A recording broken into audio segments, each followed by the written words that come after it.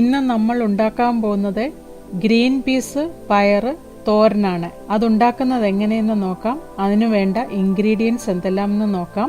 ഞാനിവിടെ green peas പയർ കഴുകി വൃത്തിയാക്കി ചെറിയ കഷ്ണങ്ങളായിട്ട് അരിഞ്ഞു വെച്ചിട്ടുണ്ട്. ഇത് 1/2 കിലോ പയറാണ് ഞാൻ എടുത്തിരിക്കുന്നത്.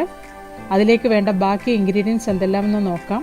2 സവോള ചെറുതായിട്ട് അരിഞ്ഞത്, കറിവേപ്പില, 1/2 കപ്പ് തേങ്ങാപ്പീര, 1/2 ടീസ്പൂൺ മഞ്ഞൾപ്പൊടി, 3-4 വെളുത്തുള്ളി ചെറുതായിട്ട് അരിഞ്ഞത്, 2 പച്ചമുളക്. ഇത്രയും ഇൻഗ്രീഡിയൻസ് ആണ് അതുണ്ടാക്കാൻ വേണ്ടത്. അത് ഉണ്ടാക്കുന്നത് എങ്ങനെയെന്ന് നോക്കാം. ഒരു പാത്രത്തിലേക്ക് എണ്ണ ഒഴിച്ച് കടുകിട്ട് പൊട്ടി വരുമ്പോൾ അതിലേക്ക് നമ്മൾ അരിഞ്ഞു വെച്ചിരിക്കുന്ന സവോള ചെറുതായിട്ട് ഒന്ന് വഴറ്റിയെടുക്കാം.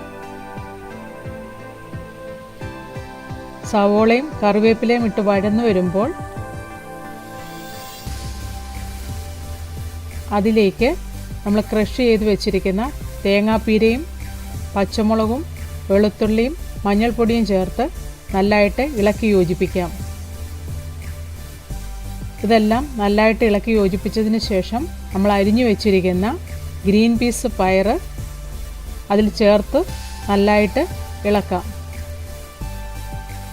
അതിലേക്ക് ആവശ്യത്തിന് ഉപ്പും ചേർത്ത് നല്ലതായിട്ട് ഇളക്കി യോജിപ്പിക്കാം.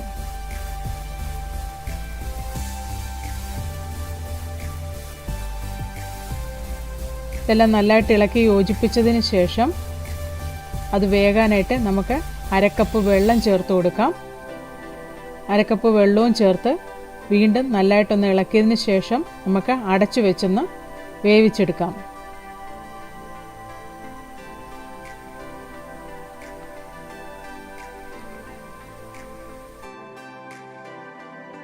നമ്മുടെ ഗ്രീൻ പീസ് പയറുതോരൻ റെഡിയായി. അതിനെ ഒരു സെർവിങ് പ്ലേറ്റിലെടുത്ത് സെർവ് ചെയ്യാം.